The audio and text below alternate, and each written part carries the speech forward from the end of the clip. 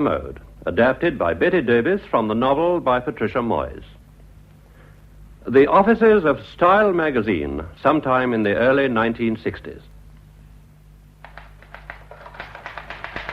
Oh, Teresa, what's this word? Bullfightish. Bullfightish colours. Gorgeous in a maid's night out sort of way. Well, that's what the clothes look like.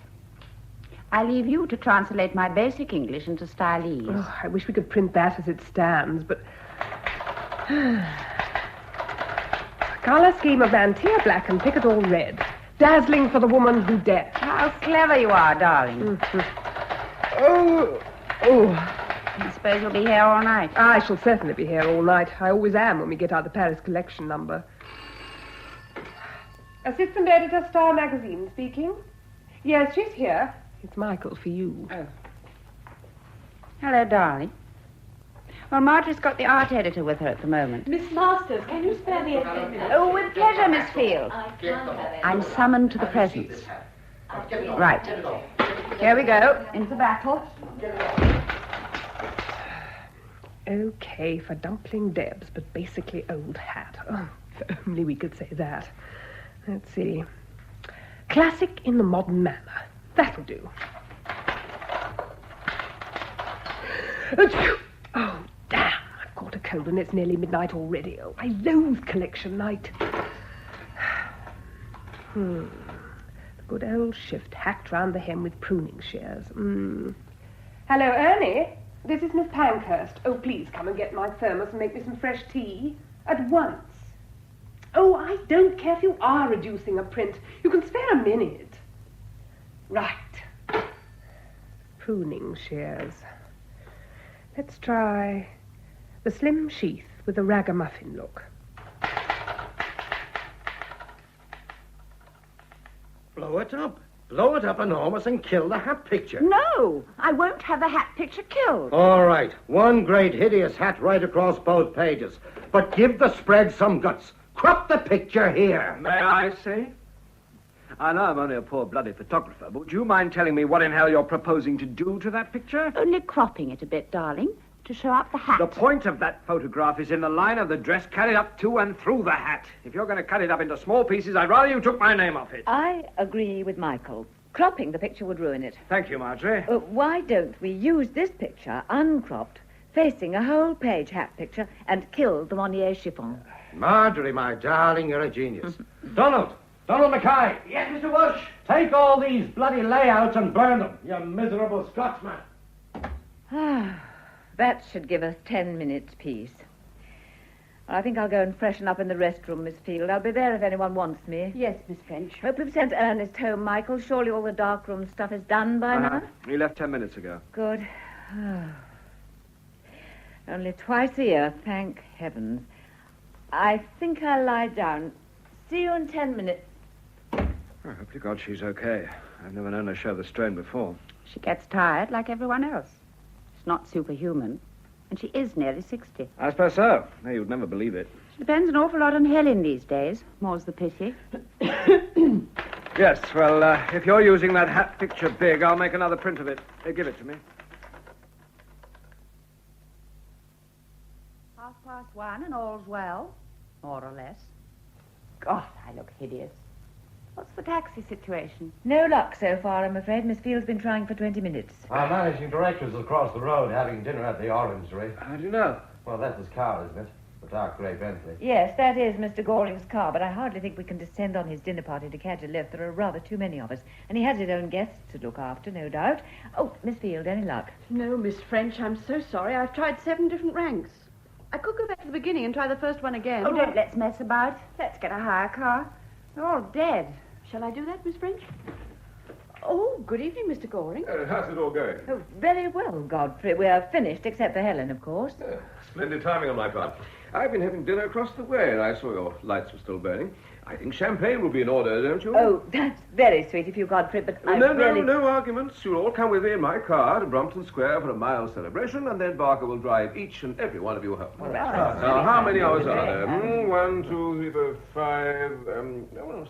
six, of course. You'll come, won't you, Miss Field? Our unsung heroine? I don't think I should, Mr. Goring. Thank you very much. I ought to be getting home. Oh. I came straight here from the Paris plane, and I've still got my suitcase. Oh, hell, serve Michael and I. I'd forgotten all about them. I don't think we have room for luggage as well as people. Why don't you leave your cases here and pick them up tomorrow? Well, Thank you, Godfrey. It's very kind, and I'd love to. Well, I'm not the man to say no to a party. Good. Come along, everybody. You too, Miss Field. But, Mr. No, Goring... I insist. I'm sorry about you, Helen. I wish we could send you a bottle over. That might not be a very good idea. I've got to stay sober. Helen's tipple is tea on collection nights. Coming, everyone. Good night, Helen. Where's your deadline? The messenger's calling for coffee at 7. We're ordering your health, Helen. You do that. Good night. Good night. Good night, Helen.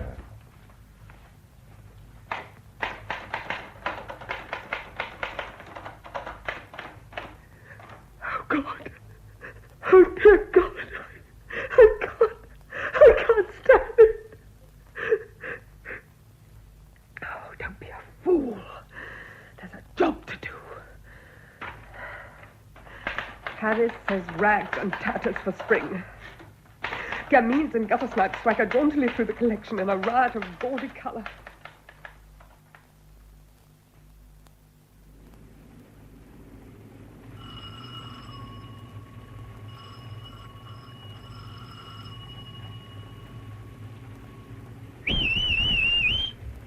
Morning. Anything wrong? Oh, look, I've got to collect some urgent copy and they're all asleep in there. I've got to get in. Ah, it's okay. I've got a key. You the doorman? That's right. Just coming on duty. Oh, be quick about it, will you? Ah, don't you worry. Come in the warm.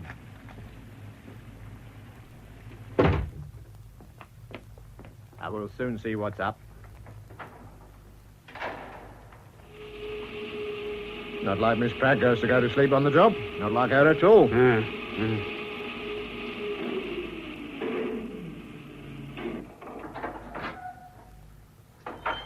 Just a minute. You wait out here and I'll have a word with her. You'll get your copy, don't worry.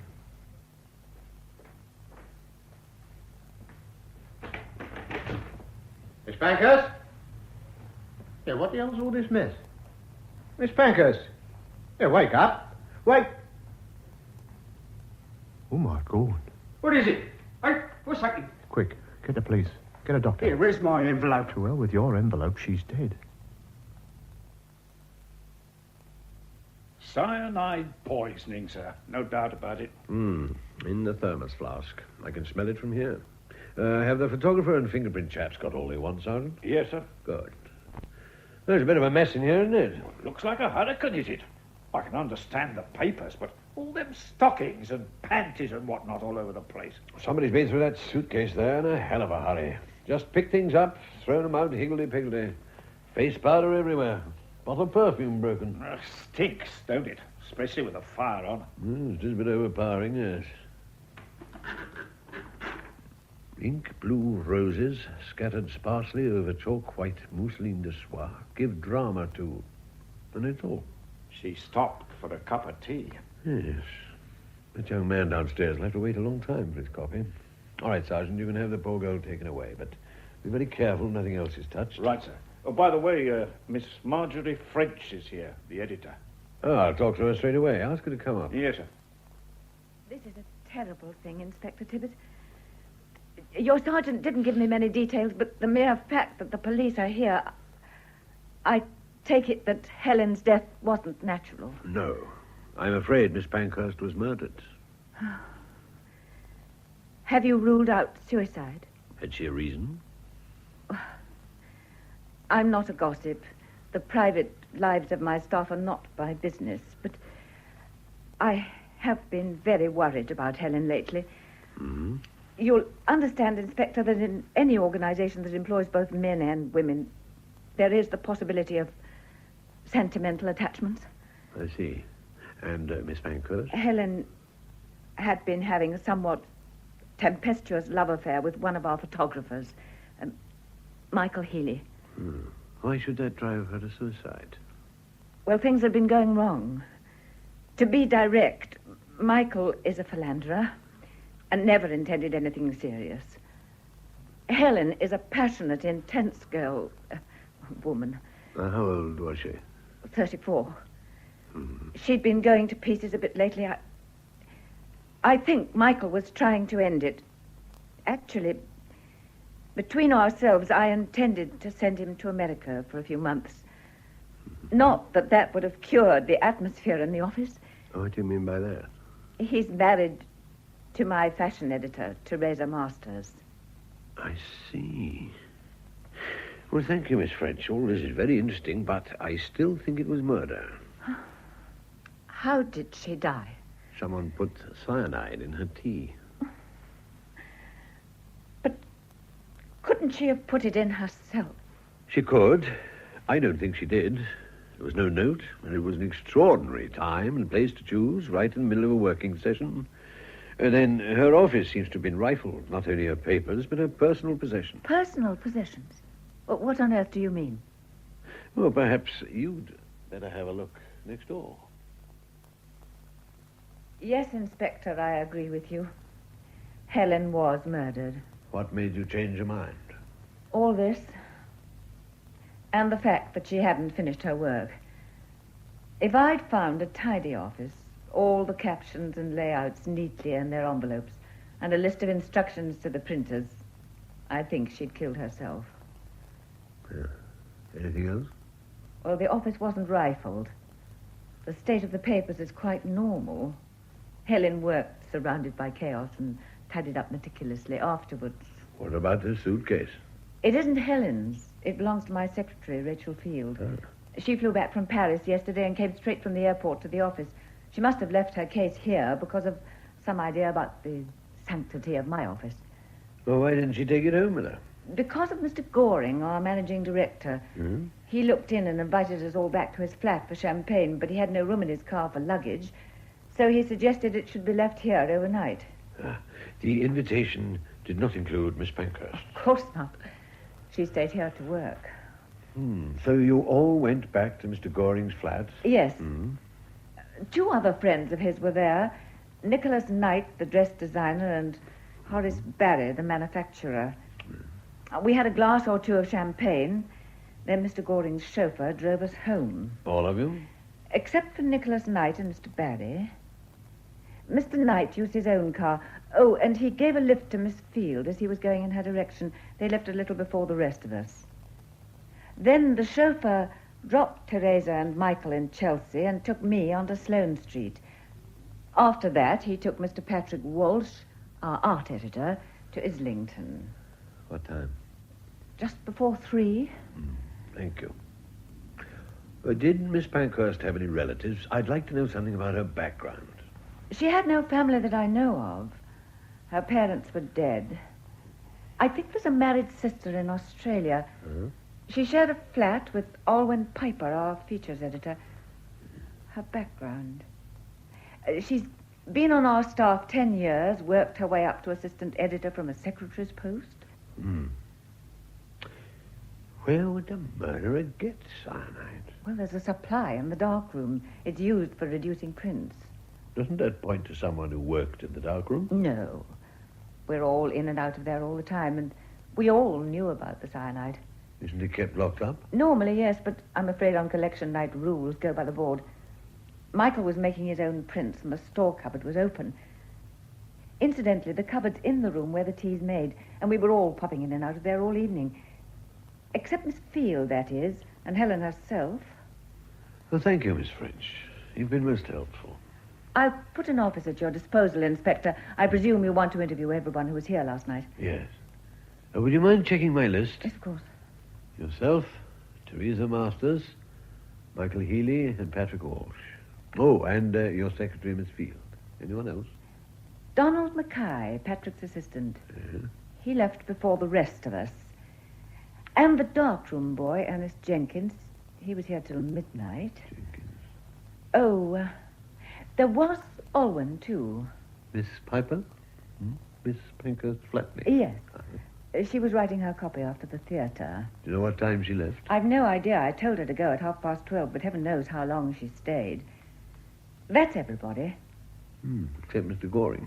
Godfrey, but surely There you was can't... nothing to stop him going into the dark room before he came to your office. No, but you can't Sir, really... I forbid you to go in. Get out of my way, you miserable little man. By God, nobody's going to keep me out of my own office. Chief Patrick's Inspector's given orders that arrived. he's not to be disturbed. So I sir. hear. The chief inspector... I'd better go and investigate. Who the hell are you? Chief Inspector Tibbet. I presume you're Patrick Wolf. You damn well presume right. Now, will you get this fool of yours out of my way and let me into my own office? No, I won't. There's been a murder. A murder? Well, why did nobody tell me? Who is it? Helen Pankhurst. She was poisoned. Helen? Helen, my darling, my beautiful. It's not true. It's not true. I'm afraid I'll have to ask you to make a statement, Mr. Walsh. Yes, of course. Now, when did you last see Miss Pankhurst? I didn't clap eyes on her all evening. Last time I saw her was lunchtime. I took her out for a meal. She needed it. Poor kid. Why do you say it like that? I say what I damn well please. And nobody's going to go around slinging mud at the poor girl after she's dead. Who was slinging mud? No one, not a living soul. You liked Helen? I loved her. Do you know of anyone who disliked her? No. You sure? Of course I'm sure. Everybody loved her. Including Michael Healy and Teresa Masters? What filthy lying bastards have been saying things? It's not true, do you hear me? Not a bloody word of it. I have no idea what you're talking You about. know damn well what I'm talking about. I'm not saying another word. You can't make me. Oh, very well, we'll leave it. About the cyanide, I suppose you know where it's kept. I know where the dark room store cupboard is. Oh, will you show me? All right. This way. This is the store cupboard. Everything's kept here. Unlocked. Poison, is it? Yes? I'll have to take it for fingerprinting. Well, since it's empty, I can't see any objection. Whose luggage is that over there? Teresa and Michael. They came back from Paris last night, straight after the last collection was shown. Did you know Miss Pankhurst's thermos flask by sight? Oh, everybody did. Terrible battered old thing. It's never parted from her on collection nights.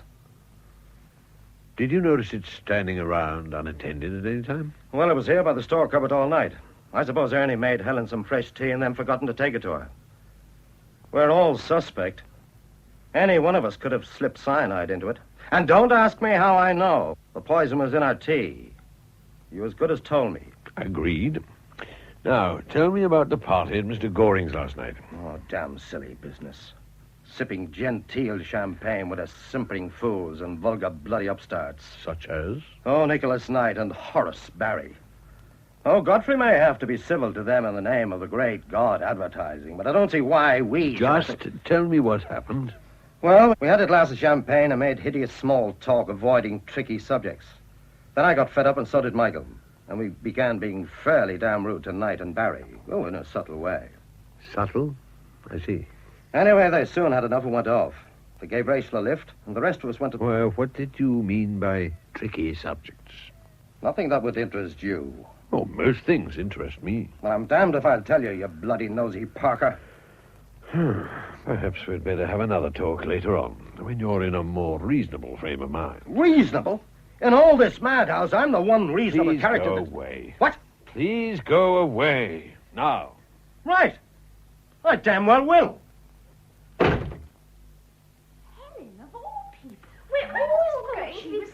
Darling, I'm sorry, but I'm not going to kill them.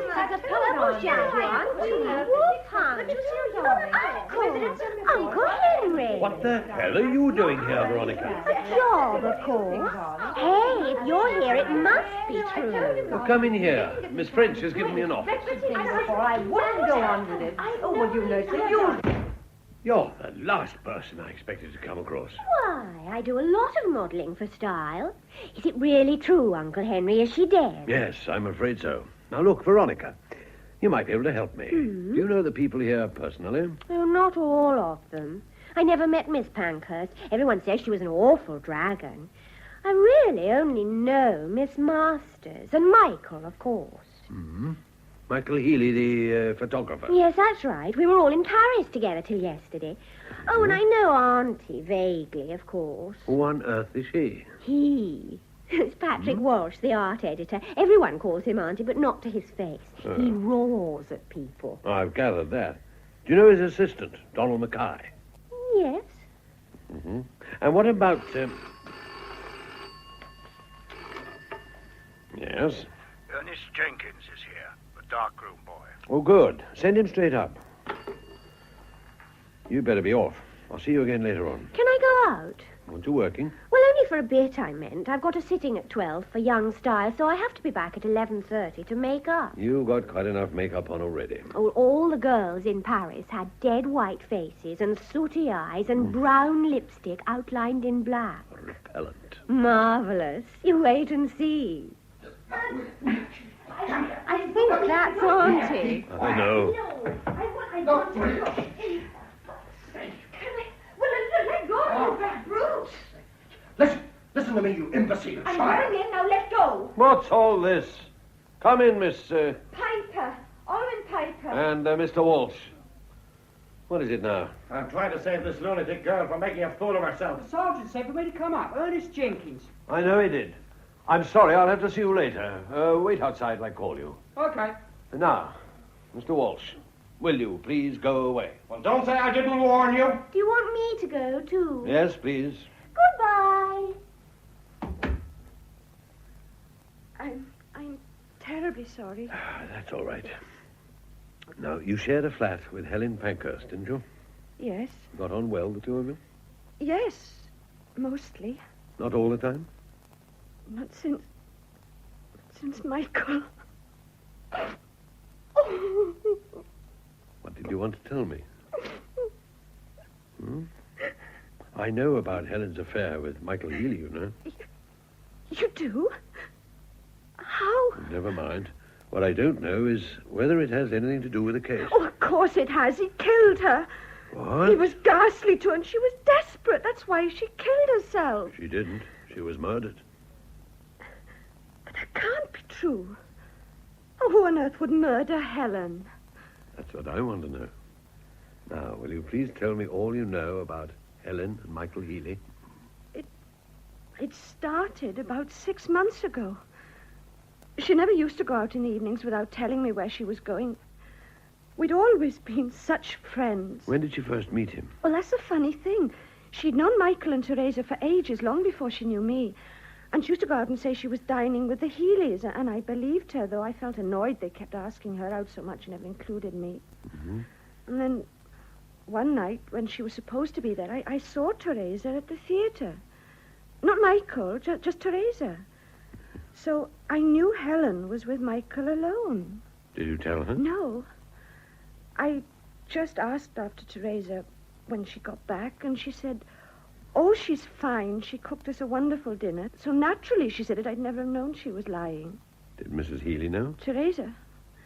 Well, sometimes I thought she must know, but they still seemed so friendly. I think that may be why Helen didn't leave a note, so as not to hurt Teresa. I have a feeling that you started these rumors, Miss Piper. Well, why shouldn't I? For Helen's own sake. She'd been desperately unhappy. He was getting tired of her, and I still haven't told you the worst. The worst? The doctor will find out, of course. You mean she was pregnant? Yes. Does anyone else know? Yes. Somebody. Who? I don't know. She told someone, but she never told me. And how do you know? It was yesterday. She was at home in the afternoon because she had to work all night. I went back to change for the theater, and I heard her on the phone. What was she saying? I can remember every word. She said, the doctor says it's quite definite. I don't know what I'm going to do. He'll never leave her. I wish I were dead. See. Anything more? Oh, she must have heard me. She said, I can't talk anymore, and put the phone down. And then? I went into the room and asked how she was, and she said fine, apart from a cold, and then she went into the office. Was that the last time you saw her? Oh, I came into the office to type something after the theater. I saw her working when I was going on my way to the lift. Or just a glimpse through the office door. I said good night. I didn't like to disturb her. What time? After 3, I think. Everyone else had gone. Well, thank you for telling me all this. You were right, too. Later on, I'd like to take a look at your flat, if I may. Yeah, of course. Thank you. But if you see the darkroom boy around, will you send him in, please? I've got to talk to him as soon as I can. Yeah, I'm made some more tea for Miss Pankhurst. Rang me up and asked she did while I was reducing a print for Mr. Ely. What time? About 11:30. And you took it in? No, Mr. Ely was mad at me for leaving me work to make it at all. Reducing a print, eh? What is that? Making a print lighter. How do you do that? You rub the dark part with cyanide. Yeah. How much was in the bottle when you used it? Oh, more than half full. And who has the key for the cyanide cupboard? Well, last night was collection, see, so Mr. Ely had it. Well, that's to say the cupboards was all open and I took what I wanted. And Mr. Healy didn't lock them up when he left? I don't know, he sent me home at midnight. I see. Thank you, Ernie. Where'll you be if I want to see you again later? In the dark room. Worse luck. Cheery, bye. How well did you know the dead girl, Miss Masters? Oh, very well. We were very friendly. Both you and your husband? Both of us. Especially Michael, of course. Why, of course. Inspector, I know that all sorts of silly rumours were going round about Helen and my husband. Some of them may have reached you. Have they?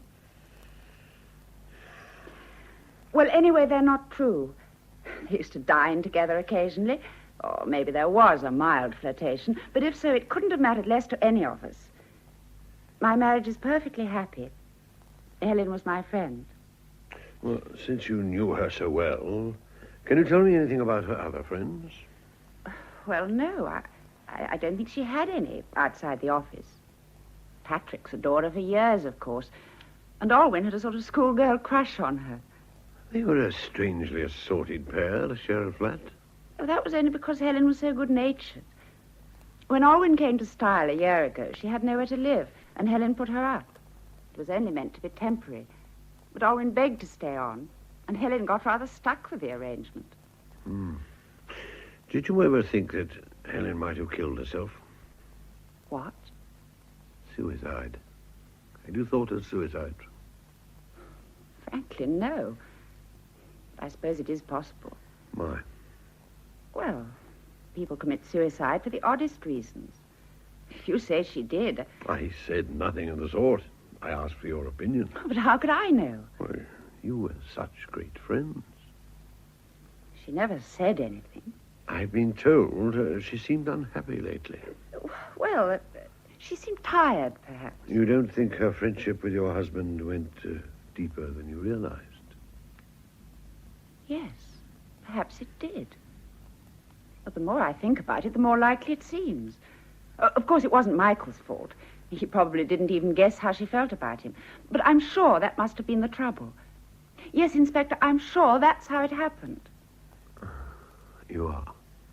Yes. Well, now I think of it that way, it all seems to fit.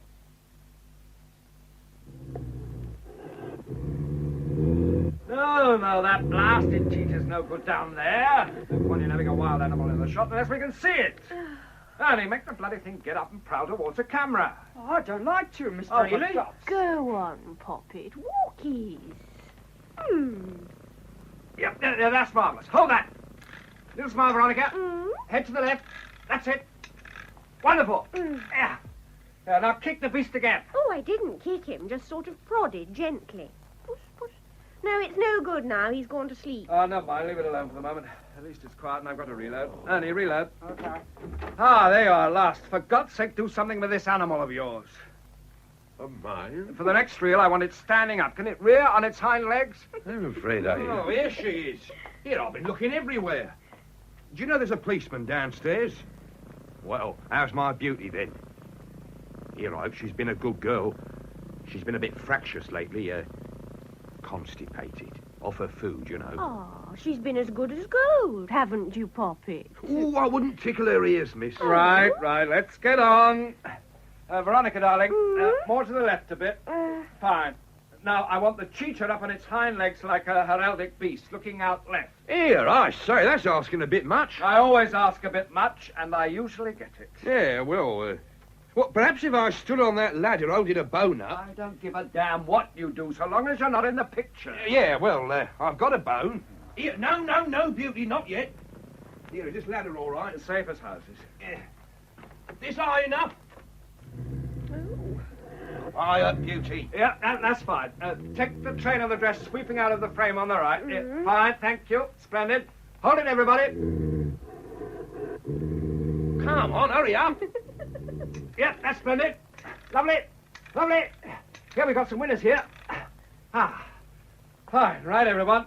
5 minutes break. Can I have a word with you, Mr. Healing? If it's about the cheater, go and talk to Miss Field. She booked it. No, it isn't. I'm from Scotland Yard. Oh, good God.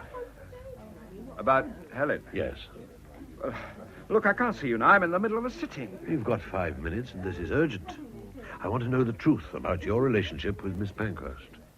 Is this an official interview? It's official, yes. I'm not taking down what you say, if that's what you mean. I see.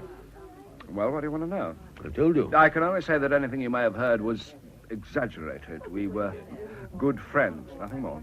You knew, of course, that she was pregnant. What did you say? She was pregnant. She can't have been. She was. God, I suppose it was possible, but I never thought... God, how awful. I gather she hadn't told you. No, she hadn't. Poor darling Helen. You still deny that you were lovers? Huh?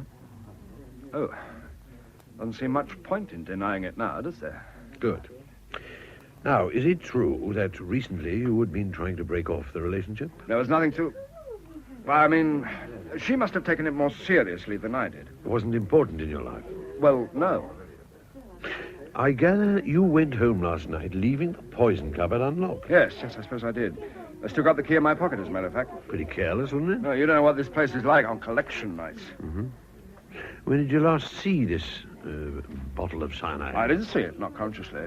I didn't use it myself. Transferred phone call for Inspector Tibbet. Dr. Broughton. Oh, thank you. Can I... Yeah, take it by all means. The phone's in the office on the right. I've got to get back to work anyway. I really know, Doc. Oh, why did it bloody well have to rain today? That dress needs open air and a duck pond. Well, Ernie, can you find a young calf and a 5-bar gate? Hello. That you, Doctor? Yes, I've got a bit more news for you. I know you have. Definitely cyanide and definitely administered in the tea. Time of death between 4 and 5:30 a.m. Body aged about 33. Don't prolong the agony. I already know. Know what? That she was pregnant. Pregnant? Don't be a damn fool. The woman was a virgin.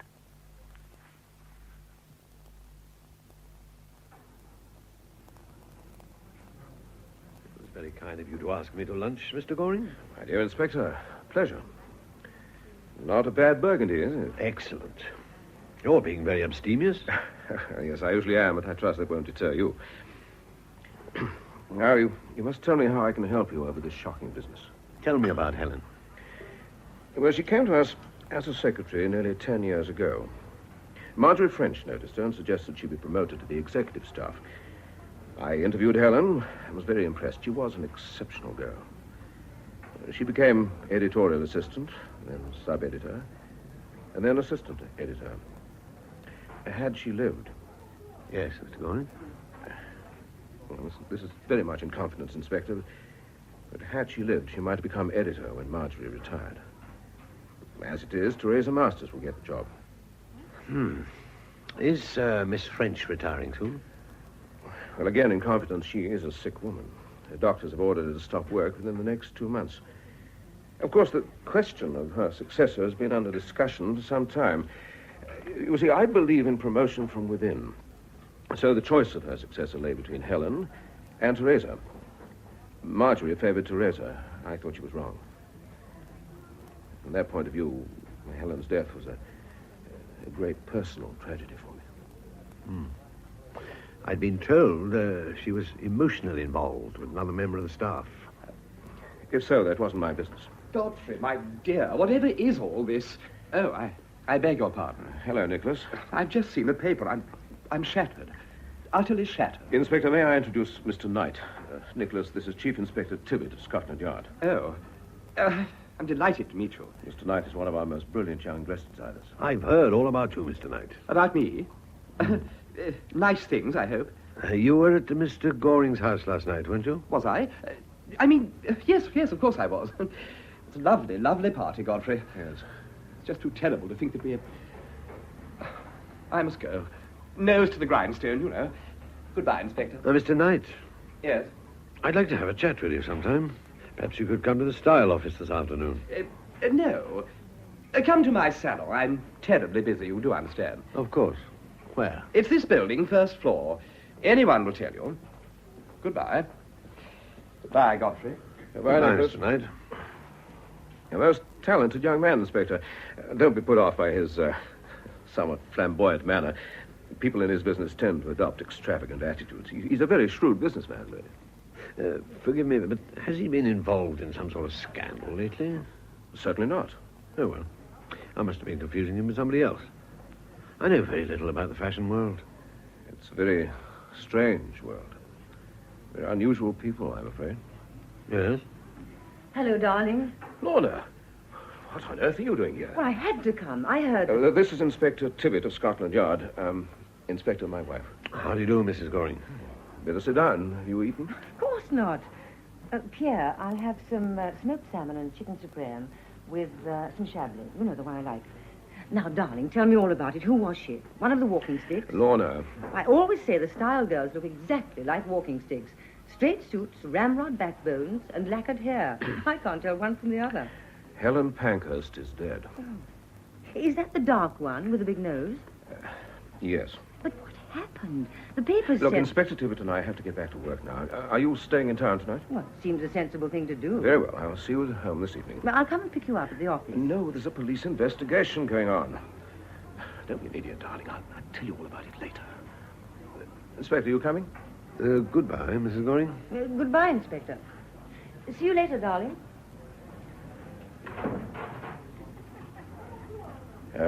If my wife should come to the office this afternoon, visitors are not allowed, are they? If your wife wishes to come in, Mr. Goring, I'm sure... No.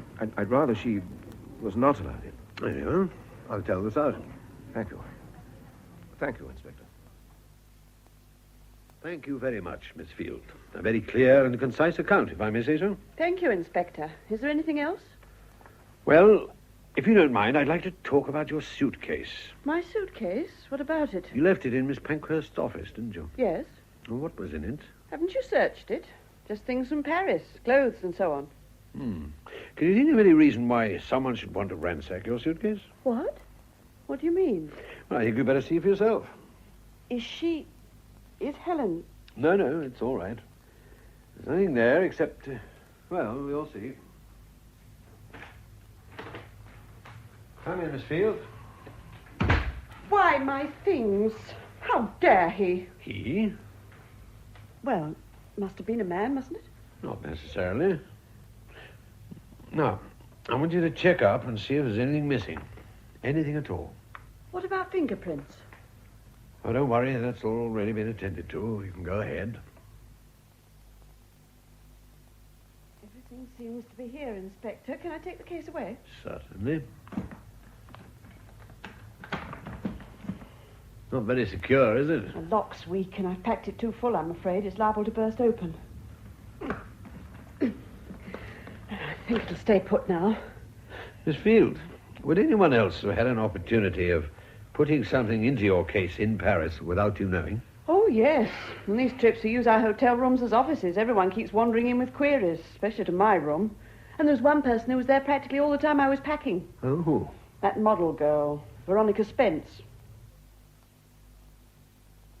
Terribly sorry to have kept you waiting, Inspector. I'm desperately busy, as you can see. I don't suppose you can tell me very much, Mr. Knight, but as an interested outsider, your opinion might be valuable. Anything I can do.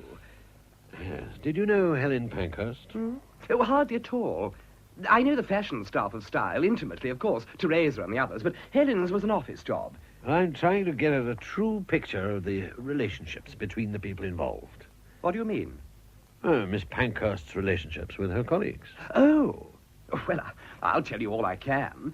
Of course, you realize the fashion world is a curious one. So everyone keeps on telling me. Well, it isn't that people aren't what they seem exactly. It's more that they exaggerate what they are to the point of absurdity. I had noticed. Well, I mean, take Patrick, for instance. He's an utter fraud. He's just an ordinary pig-headed Irishman. But he's been forced to turn himself into a character. And take Teresa and Michael. What sort of marriage is that? Well, What sort is it? A farce.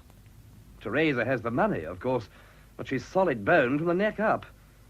Michael's always had all sorts of other interests. What do you mean? Oh, this and that. One hears rumours. What rumours? Well, it was all pretty vague.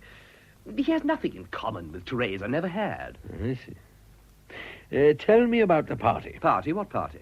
I understand Mr. Goring asked a number of people back for a drink last night. Oh, that. Yes, he did. I've been working late up here, and about midnight I went down to the pub underneath for a nightcap. By the pub underneath, you mean the Orangery? Yes. It's useful if one lives here. Pretty pricey pub. Anyway, at the Orangery, you met Mr. Goring. Well, he just finished dinner with Horace Barry. Both in crashingly good form, I regret to say. What does that mean? Oh, Godfrey was doing his hearty one of the boys act. Must be hell on tonic water. I imagine they just clinched a business deal.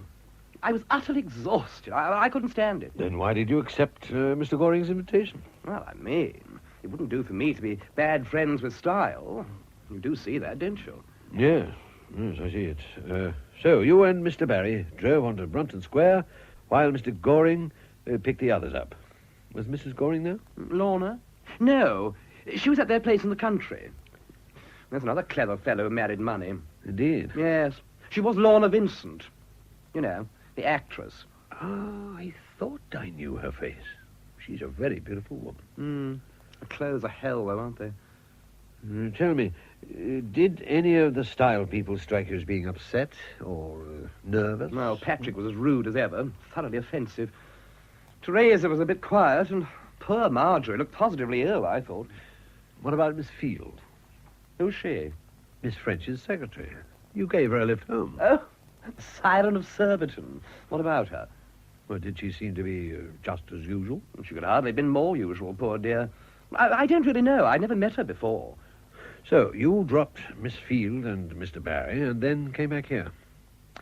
Did you notice any comings or goings when you got back? Huh? Anything out of the way happening opposite? Well, there was a girl coming out of the style offices in a terrible orange dress and a white stole. Odd-looking creature in spectacles. Oh, that'd be Miss Piper, huh? The features editor. Anyone else? Well, I caught a glimpse of Helen through the window, typing away. I see. Well, thank you very much. Can you tell me where I could contact Mr. Barry? You know him well, I believe. I work for him. Oh, and I thought... you design on a pretty high level. And he makes mass-produced clothes to sell in Wigan. Oh, you don't understand, Inspector. That's where the money is these days, in the mass market. 5,000 dresses at 10 guineas are worth more than one dress at 100 guineas. The point of my salon is simply to get my name known. Really? No, I mean, I was lucky. A friend produced enough money for me to start up here. I really knew I'd arrive when Barry asked me to design his wholesale collection. You see, I have, a flair, if you like, for translating Paris designs for my customers. Barry himself's vulgar and boring, but he knows the business. Where do I find him? 286 Pope Street. Were you in Paris last week, by the way?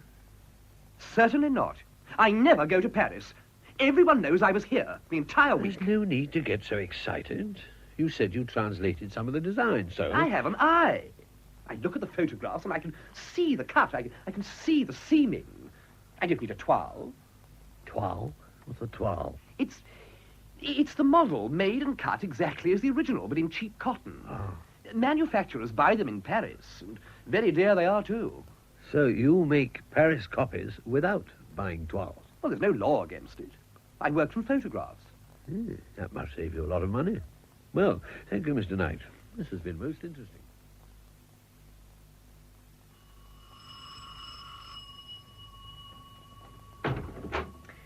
Oh, come in, Inspector. Thank you, Miss Piper. I hope this isn't too inconvenient. I have to leave at 2, I'm afraid. I've got to change for the theatre, but you said only half an hour. Yes, that's right. Which was Miss Pankhurst's room? In here.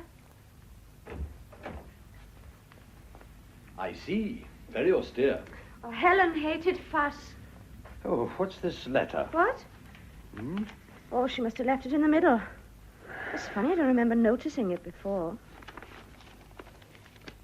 I think I've got hold of the right stuff at last. It's not quite the same as one finds in Paris, but I've asked Teresa to bring me back a sample so that we can compare them. I've practically made up my mind about the blue jersey dress. Well, nothing very personal here. Helen lived for her work. Till Michael.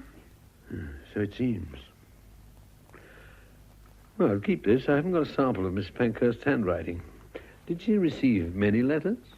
I don't know. But surely... Well, Helen always got up first in the morning. Well, it was a routine that she collected the post and read her letters in the kitchen while coffee was brewing, and anything that didn't need answering she put in the incinerator straight away. What's that? A ticket. The return half of a rail ticket, tucked in the blotter. The 17th of last month. Now, that was Saturday. I wonder, did Helen have a doctor in Hindhurst? No, she had the same doctor as me, Dr. Markham in Onslow Street. The 17th. Well, I can't remember the 17th, but I may have gone home for the weekend. I often do.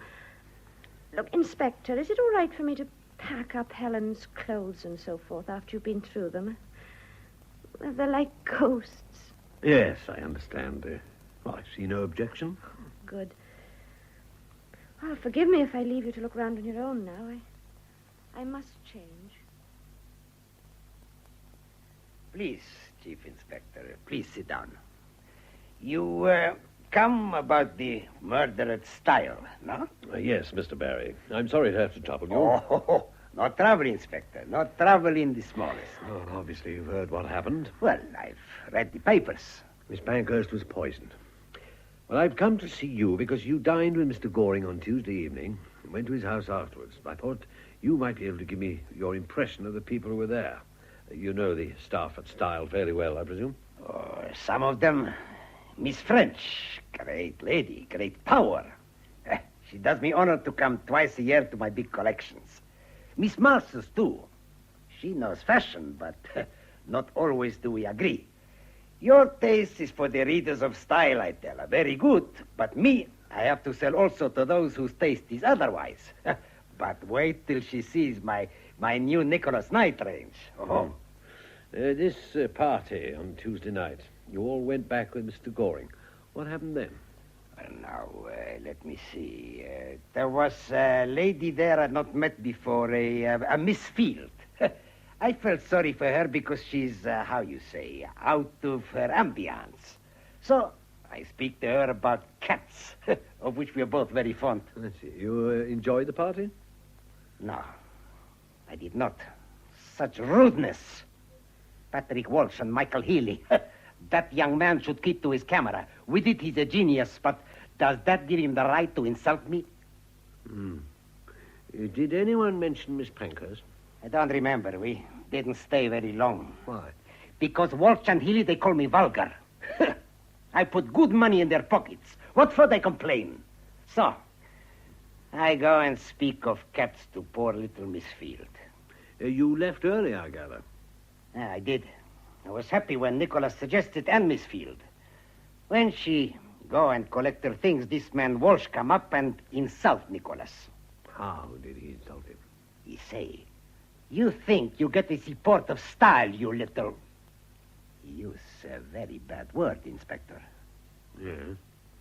Then what? He say, "I can tell you, some of us don't like what you do. Me and Helen, we know about you, and we're after you, you and your friend." What was Knight's reaction? Well, poor boy, he was without words. Such untruth. Then Miss Field come back, and we go. I see. How well do you know Mr. Goring? For business. We respect each other. Do you know his wife? The beautiful Lorna.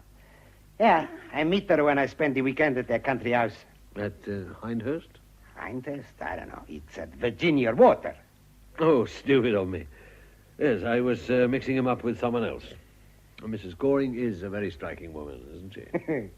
She's a spitfire. Oh, she leads him a dance, but he's crazy for her and he's happy. Perhaps it's good for a man who's a god in his business to be only a puppy dog in his home.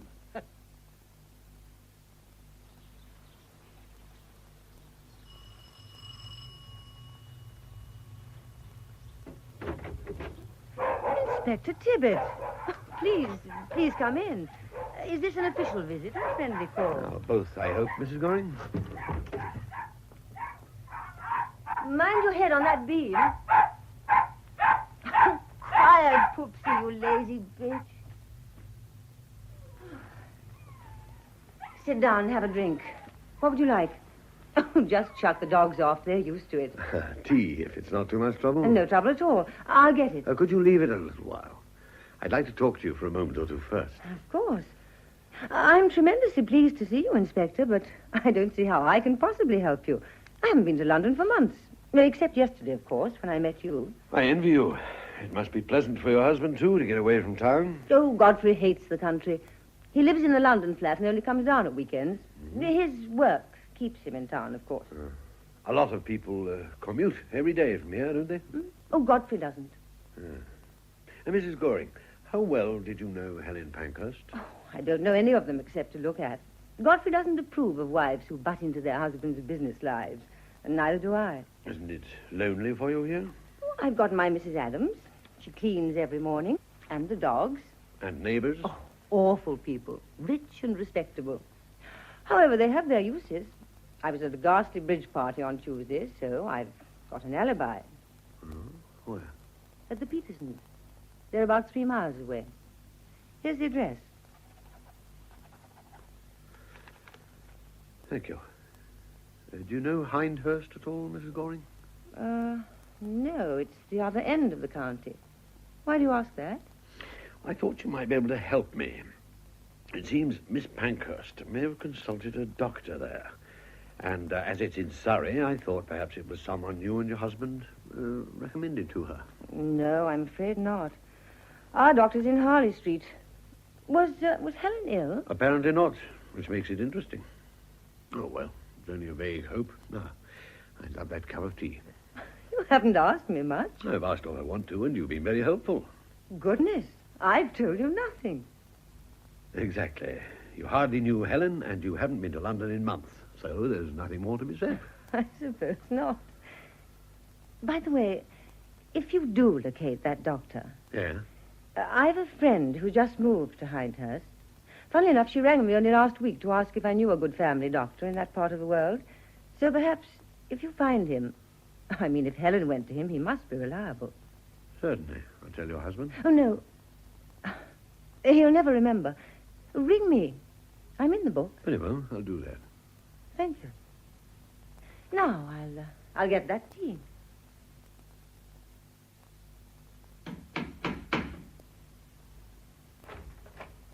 Oh, come in then, me boy. Come on in. It was good of you to see me at this hour of the night, Mr. Walsh. You didn't give me much choice. Well, come on, in here. This is my studio. It's everything, in fact. Not much more to the flat. Well, sit down if you can find a chair. Well, this is a beautiful room. It's a workroom. Have a drink. Thank you. I will. Can't offer you a choice. You can have Irish whiskey and like it. Oh. Here you are. Thank you. Well. Helen telephoned you the night before she died, didn't she? What if she did? Any law against it? Why didn't you tell me? Well, you didn't ask. What did she say? Nothing much, just a friendly call. Just listen to this. The doctor says it's quite definite. I don't know what I'm going to do. He'll never leave her. You know that. I honestly wish I were dead. Damn fool, Alwyn. Miss Piper told me what she'd overheard, very properly. I don't suppose that one's ever done anything that wasn't very proper. That's her trouble. I think she told me the truth, did she? I don't believe Helen was murdered. I think the darling girl took her own life because she had troubles. Now, if that's so, there's no point in telling you what those troubles were. Now, if she was murdered, they had nothing to do with it. You should look in other directions. Such as? Well, that's your job. Mr. Walsh, can't you understand that I'm trying to get at the truth? So long as you go on making such a mystery of Helen's private life, I have to investigate it, in case it has a bearing on her death. If it hasn't, anything you tell me will go no further. If only I could believe you. You must believe me. All right, I'll tell you all I know. It's precious little. Well, it may be what we need. Helen was in love. With whom? Oh, she never told me, and I didn't ask. She simply told me the situation, and a hell of a situation it was. The man had a wife he was tied to, not only by loyalty, but for social and business reasons. He told Helen that when he was in a position to, he'd get a divorce. God knows when that would be. Meanwhile, they kept it quiet. I see. Not very pleasant for Helen. Well, that's not all. A few months ago, she got very worried about the man's health. She was a doctor's daughter and knew a bit about such things. So she persuaded him to come with her to a doctor for a checkup. Did his wife know? Oh, no. Helen told the doctor the man, well, let's call him X, was her husband. He agreed privately he'd let her know the results of the tests and keep any really bad news from X. Mm-hmm. And the results came through the day she died? Yes, incurable cancer. He has a year to live. I presume he still doesn't know. I see. And when she rang you... Well, she was in despair. There was only a year left, and she wanted to spend it with him. But he would never leave his wife unless he knew the truth. And Helen was determined to spare him that. Hmm. Do you really not know who he is? I don't. Why didn't you want me to find out about Helen and Michael Healy? You're trying to trap me. No, I'm asking a question. Everybody else rushed to tell me about Helen and Michael. Everyone except you. That blasted Alwyn. Not only Alwyn, Miss French, Mr. Goring, and even Miss Masters. And Michael Healy didn't deny it. Oh, well. Now she's dead. Is the man Michael Healy? Well, she never told me. Oh, I know there was talk. It may have been right or it may have been wrong. One other little point. You have a key to the style building, haven't you? Yeah, what of it? Nothing, I just wanted to check. Do you often work late? Not me. I'm too smart and too old. I have me work, you see. Do you imagine I enjoy doing layouts for a fashion magazine when I ought to be painting? Yes, I'm sure you do. Yes, you're right, of course. I love it or I wouldn't do it. But it's not me real work. Oh, no. I'm a prostitute. That's what it comes to. A poor, bloody tart plying me trade in Earl Street. The only consolation is that the prices are high. I'm sure they are. Are you married yourself, Mr. Walsh? Certainly not. Have you ever been? I can look it up, you know, at Somerset House. Now, you wouldn't want to make trouble for an innocent man that might have been foolish in his youth. Well, that depends on whether it has any bearing on the case. None in the world. Well, come on, tell me. I was 21, she was 19. I was an art student, and she was reading for a degree in literature. We ran away and got married. We hadn't two pennies to rub together. Oh, the first year was fine. Then there was trouble. She was as ambitious as the devil. Wanted a great career for herself and me. I wanted to live in a garret and paint. Her rows got worse, and after 3 years, she up and left me. It was very long ago. Did you get a divorce? Of course not. We're both Catholics. And when did you meet her again? What the hell are you getting? If you'd really lost touch, you'd have made no bones about telling me about the marriage. I think your wife is Marjorie French, the distinguished editor of Style. For God's sake, keep it quiet. Why? You wouldn't understand. Mr. Walsh, how long has your wife been at Style? 35 years. And you? 3 years. She got you the job? Look, if you think Marjorie would employ anyone unless you consider them right person for the job, you're making and a... what did you do in those other 32 years? Paint it. Successfully? No. You must have been very glad of the job. Get out. Get out and stay out. And keep your bloody mouth shut or I break your neck. I'm afraid it's my job to be inquisitive. I don't enjoy it, and I am discreet. Thanks for the whiskey. I'll let myself out. You wanted to see me, Inspector? Yes, Miss French. I want your help again. Anything I can do? I've been told, until I'm tired of hearing it, that Helen was having an affair with Michael Healy. You were the first person to draw my attention to it. Yes. Why? Because I thought it would help you in your inquiries. That's the right phrase, isn't it? I don't think you told me the truth. But why on earth should I lie? I didn't mean that you lied. You kept something back. You didn't tell me that Michael Healy is dying. What? I have no idea where you got hold of that story, Inspector. It's absolute nonsense. Helen told Mr. Walsh about this the night before she died. She told Patrick. What did she tell Patrick? That the man she loved was dying of cancer. And he didn't know, and neither did his wife. No. Miss French, you all right? I'll get you some water. Yes, please. Some water. Thank you. I'm afraid I get these silly fainting fits occasionally. It's nothing to worry about. To go back to what we were saying. Yes? This story is nonsense. Please don't spread it. Patrick is a wild Irishman and he loves to spin a tale. I know him very well. You should. 32 years is a long time. Oh. You know about that. I do hope you'll be discreet, Inspector. I'm always as discreet as I can be. Why do you want it kept secret? Mr. Goring is against employing husbands and wives. It's company policy. What about... Teresa and Michael, that's a very special case. Godfrey isn't really happy about it. I had to fight hard to get Michael. So, when I met Patrick again, I knew that although he was just the person for art editor, I could never go to Mr. Goring and propose my husband for the job. So we agreed to let the past remain dead for the time being. For the time being? What do you mean? I'm very fond of Patrick. This is a great secret, Inspector, but when I retire, Patrick and I are going to live together again. As far as the outside world's concerned, we'll get married. They need never know we've been married all along. I see. I take it Mr. Walsh is enthusiastic about the idea, too. Of course.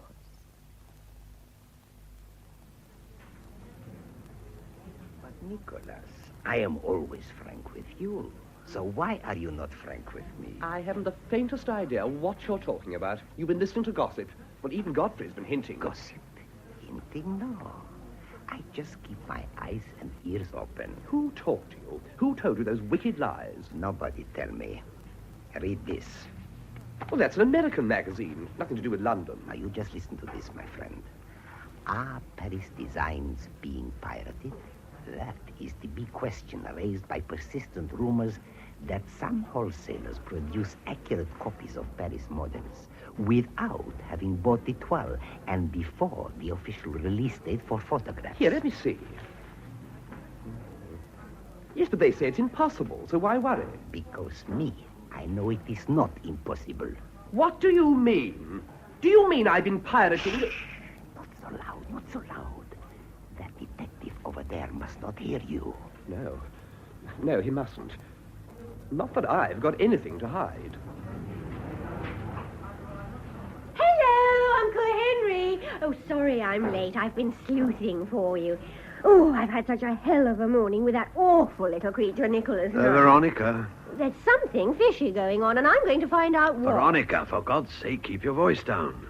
Nicholas Knight is sitting over there. Is he? Where? Oh, yes, I see. Order your lunch.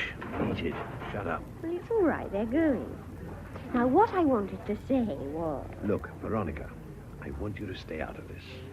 I found out things that make it, well, obvious that it's dangerous. Ooh.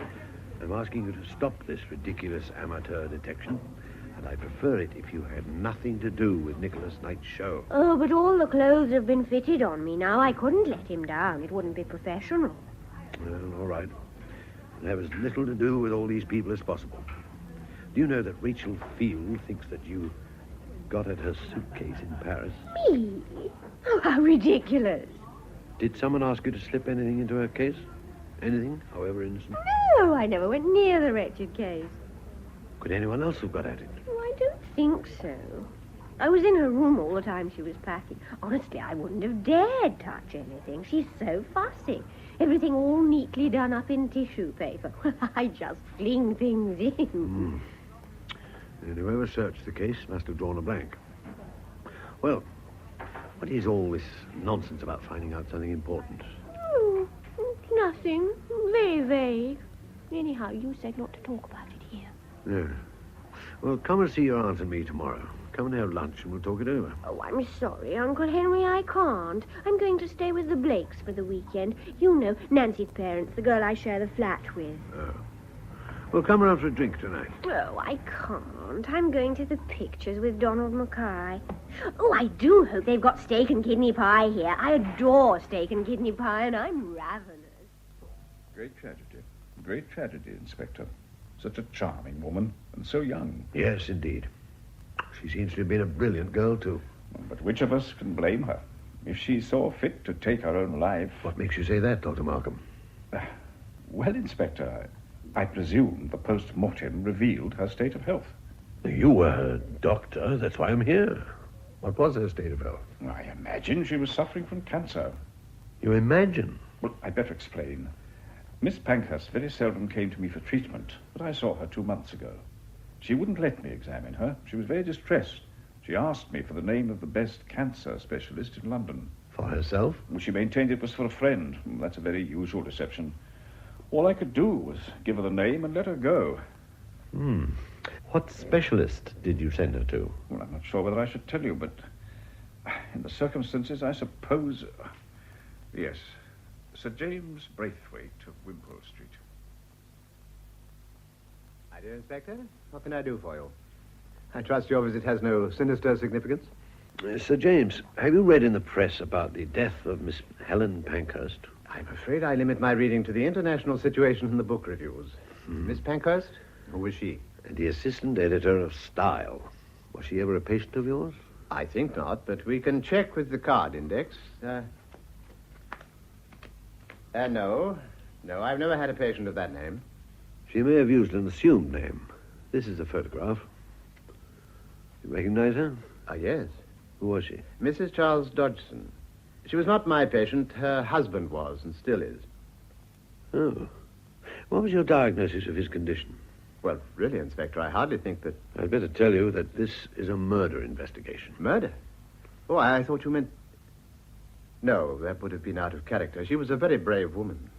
Please, tell me your diagnosis. Inoperable cancer. He had a year to live. Did you tell him? No.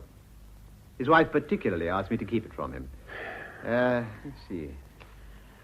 Oh, of course, how stupid of me. His card isn't here. Mrs. Dodgson, when she telephoned, emphasized that her husband was only free to see me at weekends. She told me they could easily arrange to spend the weekend near my country house. Where is it? Just outside Hindhurst. I see. And what did you tell Mr. Dodgson? Well, I was pretty sure of my diagnosis from the beginning, but he came for an X-ray a fortnight later. I told him he probably had a stomach ulcer, and he went away quite happy. And Tuesday of this week, the X-ray results came through? Monday evening, actually. Yeah. Sorry, you telephoned Mrs. Dodgson? No, she rang me. She asked me not to telephone. What reason did she give? Well, in cases like this, there's always the danger of the wrong person answering the telephone. I asked her to come and see me. She did so on the Tuesday, and I told her the facts. She behaved splendidly. Inspector, am I to understand that she was not, in fact, Mrs. Dodgson? You are. Well, then forgive me, but I'm concerned for my patient. Who will look after him? He has a wife. Whether she will be as brave and sensible as Miss Pankhurst, I can't say. In due course, I'll send her to see you. Good morning, Inspector. You're starting early for a Monday morning. Miss Masters, I have a favor to ask. Could you get me a ticket for Nicholas Knight's show tomorrow? Yes, of course I can, but... Good. Can you also tell me the release date for this season's Paris photograph? 27th of February. Hello? No, Nicholas, I've told you before, I haven't the slightest idea where she is. She should have been here at 10, and she simply didn't turn up. I've telephoned her at home, and Nancy didn't know either. I'll let you know if I hear anything. Right. Bye. One of our models has let us down. Oh? Which one? That wretched new girl, Veronica Spence. Did you say her flatmate didn't know where she was? No. Nancy hadn't a clue. She said Veronica had been staying with friends for the weekend. Inspector, what's the matter? You don't know, of course. Veronica's my niece. Oh, good heavens. Ghastly. Well, I do apologize. Nancy doesn't know. She told me she was spending the weekend with Nancy. But then where is she? I'd very much like to know. I think I'd better have a word with Donald Mackay. Where is she? Where's Veronica? I'm afraid I don't understand, sir. Oh, yes, you do. Where is she? Oh, isn't she home? She's missing. When did you last see her? Last Wednesday evening. You're lying. She told me herself she was going out with you on Friday evening. Well, we did have a date, but I had to cancel it. My mother was taken ill, and I had to leave early and go down to the country. She's better now. My mother, I mean. Did Veronica tell you what she was doing at the weekend? No, I didn't see her. I just telephoned to cancel the date. Hello? Oh, yes, Nancy. What? Why did you say you didn't know? I see. Where is she now? Thank you, Nancy. Huh? What time is it handed in?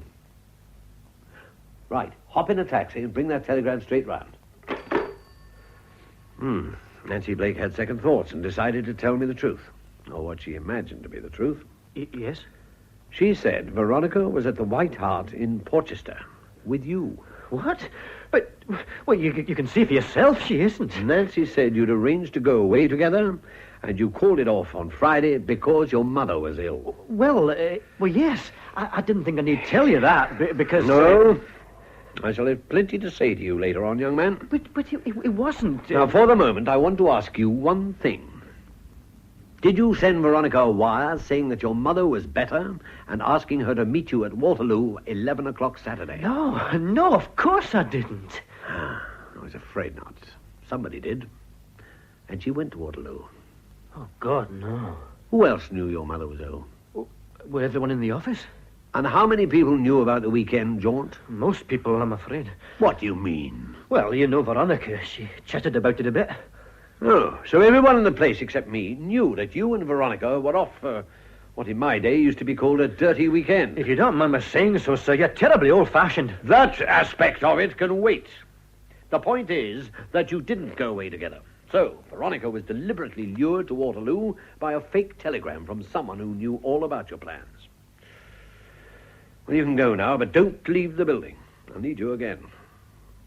When all this panic started, I was having a talk to Miss Masters, and I want to finish it. Well, Inspector, I fixed up the ticket for Nicholas's show. What else can I do for you? Miss Masters, what happened to the small parcel Helen asked you to bring back from Paris? Oh, good heavens, I've forgotten all about it. That shows how vague I am. You know what it was? Yes. I'm sorry I forgot. But it isn't important, is it? Silly little thing like that. I think it cost Helen her life. What? Where is it now? In my case, no. No? Now you mention it, it wasn't there when I unpacked. How weird. Somebody took it. Oh, surely not. Was your case locked? No. It was in the darkroom all night? Yes. But you mean someone Not stole, exactly. Someone was Helen. Then where is it now? My guess is it doesn't exist any longer. I don't think I left it behind. I know who might remember. Who? Veronica. I was so rushed on the last day that she went out and bought the stuff for me.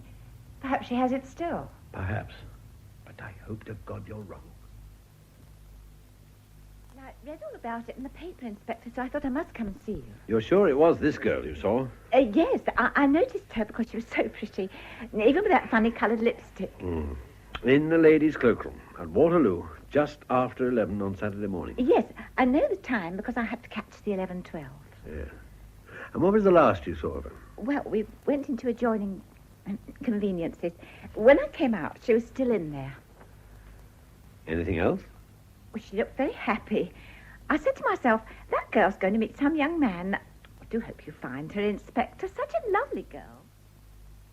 Is it the pretty one in the red coat you'll be meaning? Yes, Mrs. O'Reilly. Yes, that's her. The ticket collector is sure that she never got on the Porchester train. When did she come in? Oh, don't ask me. Middle of the morning, that's all I know. I took her penny and showed her in. She had a suitcase with her. She was as pretty as a picture. That'll be some model or film star, I thought. Did you see her leave? No, it's funny, but I didn't. Of course, it's a busy time Saturday with all the ladies tired from shopping. She must have slipped out while I was attending to some other lady. Yes. Yes, I suppose she must have. Inspector Tibbett, there's an urgent message for you. Could you get back to the yard right away? What's it in aid of, Sergeant? Well, it seems that it's about this case. A young girl who's disappeared. There's some news. What sort of news? Well, I don't know, sir. They wouldn't say on the phone. See. Well, thank you, Mrs. O'Reilly. Oh, you're welcome. If you remember anything else, please get in touch with me. I will. All rather macabre, isn't it? Not a very happy send-off for Nicholas's show. What isn't? Oh, I didn't see you. I just meant all this tragedy of Helen. Oh, Helen. Is there any news of that missing model girl? Not as far as we know. Oh, a terrible nuisance. I've had to reorganize my show entirely, but entirely. Well, if there is any news, we'll soon hear it. The inspector's coming over. What? What's he doing here? Didn't I tell you? He asked for a ticket. Maybe he's developing an interest in haute couture. Good afternoon, Inspector. Good afternoon. Look, this seems an odd time and place to choose, but I feel it's only fair to tell you all before the official announcement, as you are all involved in a way. Is it bad news? Yes. Veronica? Yes. She was found under a haystack near Hoxton in Essex. She'd been strangled. Oh, my God. Essex. Whatever was she doing there? The spot she was found was only a few miles from the home of Donald Mackay's parents. Donald? Yes. Didn't turn up at the office this morning. My God, the murdered little bastard. Have you got him? Not yet. He's disappeared. And are we to assume he also killed Helen? That would seem the inevitable conclusion, Mr. Healy. But why? I can't go into all that now. It'll come out at the trial. Inspector, I think we should ask Mr. Knight to cancel his show. Oh, no, Miss French. No, that would be grossly unfair, and Veronica certainly wouldn't have wanted it. Please, Mr. Knight, carry on as if this hadn't happened.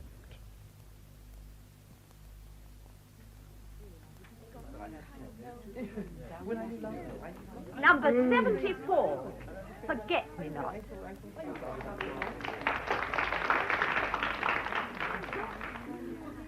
Well, what do you think of the show, Inspector? Well, I know nothing about it, of course, but I was impressed on the whole. He's a clever young man. Very. We're nearly at the end. Just one more model. Another evening dress? It'll be a wedding dress, I think. Number 75, Sweet Mystery.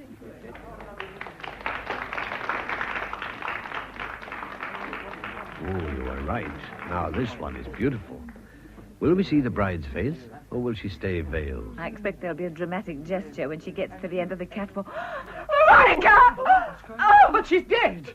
Don't come near me, she's dead! I came to give you this, Miss Masters. It's what Helen asked you to bring from Paris. Veronica!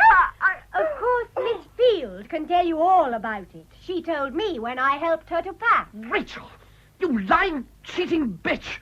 Inspector, there's your murderess. She killed Helen. Nicky, you fool. It's a trick to catch us. Rachel Field and Nicholas Field, otherwise Nicholas Knight. I arrest you both for the willful murder of Helen Pankhurst. And I must warn you that... Leave Nicky alone. It was me. It was me.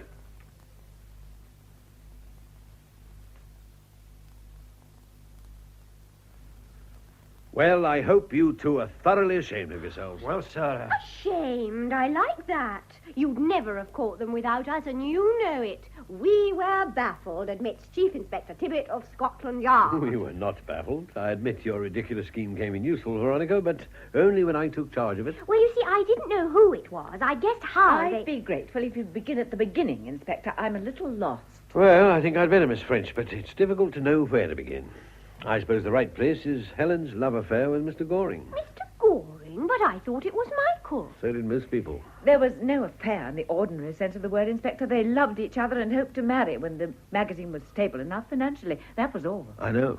Difficulties started, didn't they, when Alwyn started to share Helen's flat? Well, yes, Godfrey was away in the States at the time, and the flat sharing was meant to be a very temporary arrangement, but Alwyn stayed on.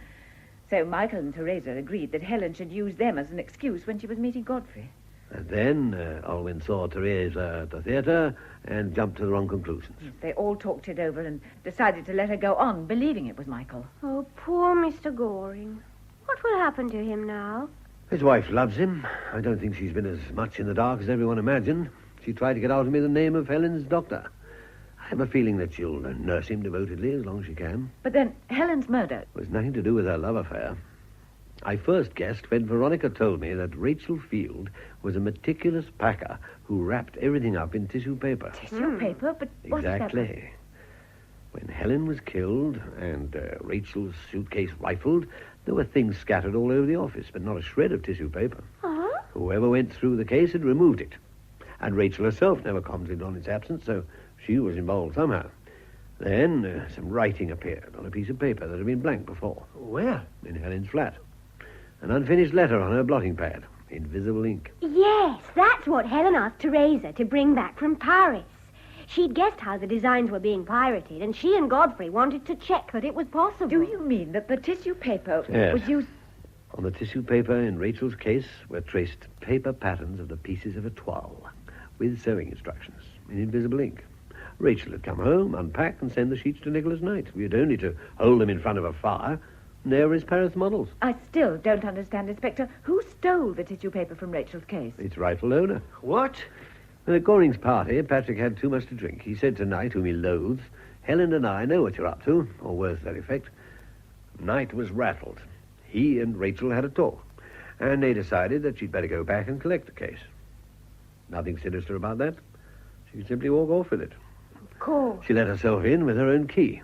She got as far as Helen's office, looked in, and stopped dead in the shadows. Well, Helen probably hadn't even noticed, but Rachel's case had burst open and the tissue paper was sticking out, with the markings on it showing clearly in the heat of the fire that Helen had switched on. Oh. And on Helen's desk, a bottle of invisible ink from Paris, which Helen had taken from Teresa's case. So Rachel went to the darkroom and got the cyanide? Yes. She put it in Helen's thermos, wiped it clean of fingerprints, and slipped away. Then she saw Nicholas and told him what he must do. He must watch Helen from his flat window. Watch her? Do you mean he could Yes, see? he saw her die. He told me himself he could see Helen working. Once she was dead, on Rachel's instructions, he was to go to the office and remove the tissue paper and the invisible ink. He did exactly what he was told, but he was in such a panic, he never thought to leave everything looking normal. If he'd only repacked the case and shut it, he'd never have known. Have they confessed? They've filled in the details. But why then? They're such an unlikely pair to work together. Rachel was Nicholas's sister. What? But they're not a bit alike. Well, there is a resemblance, actually, once you know. Rachel financed him when he set up in business. They kept the brother-sister bit quiet because of Goring's attitude to relationships in business. I checked with Sunset House yesterday. In fact, I had got most of this when my idiot niece decided to take a hand. Well, it was a very bright idea, I thought. I suspected Nicholas, but I knew he must have an accomplice because he never went to Paris. So I went round saying loudly I knew he was up to something, and then dramatically disappeared. And Donald was to watch Nicholas' place like a hawk until the accomplice turned up. A sillier idea I've seldom heard. Oh, seems to have succeeded in deceiving a lot of people. But how did you do it? Well, we were going to Portchester to disappear, but then Donald's mother got ill, so we thought up a much better plan. He went home on Friday, and I sent myself a telegram so I could show it to Nancy. Oh, I acted so suspiciously. I hope the man at the post office remembered me. I couldn't have done more if I'd stood on my head. Well, anyway, the telegram came, and I showed it to Nancy and went to Waterloo. And when I was safely locked in the loo there, I changed into my old blue suit and took off all my makeup and put on some Woolworth spectacles. Oh, and I let my hair down. Yes, I had guessed. Why? You left hairpins all over the place, and a face tissue covered with mascara, and that terrible brown lipstick. That plus the fact that everyone knows you're going in and no one knows you're coming out. Yes, I know. I thought I'd been pretty clever. I simply took a tube to Liverpool Street and a train to Hoxton and had a lovely long weekend with Donald's parents, who are sweeties. I stayed down there on Monday. Well, then, you see, Miss French, it was all up because they saw the papers with pictures of me all over them. I had to tell them everything, and then they went and rang Uncle Henry at Scotland Yard, and he wasn't there. I was collecting your hairpins from the ladies' lavatory at Waterloo Station. Oh, good. Anyway, Uncle Henry came back and rang the Mackays and was absolutely furious. I thought the telephone was going to explode. Then the nice policeman from Chelmsford came and smuggled me out. We drove to London like a whirlwind, with me hidden on the floor under a rug and the siren going. It was fabulous. And then I got smuggled into the back of Nicholas Knight's place. Oh, that was rather awful because some people had to know, but not Nicholas. and the girls were dead scared. I had a lot of helpers. Miss French was one. Miss French, did you know? No, I knew nothing. Your uncle asked me to bring Miss Field to the show. I had no idea why. Oh. Well, I must go, Inspector. I have a lot of work to do and no secretary. Oh, I'm glad it's finished now. Tell me something. Was it necessary? Necessary? What do you mean? Well, how talented was Nicholas Knight? Why, he's brilliant. Nicholas is a very gifted young man. I think your first choice of tense was the right one. So he'd have got there in the end without any of this? Probably. He just wanted a shortcut. A shortcut. How many murders have been just that? Helen is dead. Knight's career finished. And none of it was necessary at all. Greed and folly. They'll always be with us, I suppose. I'd probably be out of a job if they weren't.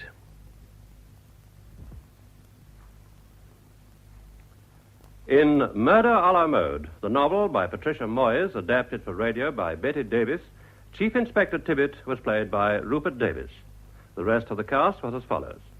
Helen Pankhurst, Margaret Wolfett. Teresa Masters, Monica Gray.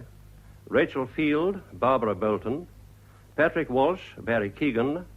Marjorie French, Joan Matheson. Michael Healy, Michael Spice. Donald Mackay, Nigel Lambert. Alwyn Piper, Joe Manning Wilson. Godfrey Goring, John Bentley. Veronica Spence, Elizabeth Proud. Ernest, Brian Hewlett. Nicholas Knight, John Rye. Lorna Goring, Margot Johns. Horace Barry, John Gabriel.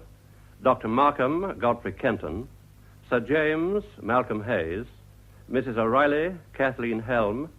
Fashion commentator, Jill Carey. The play was produced by Betty Davis.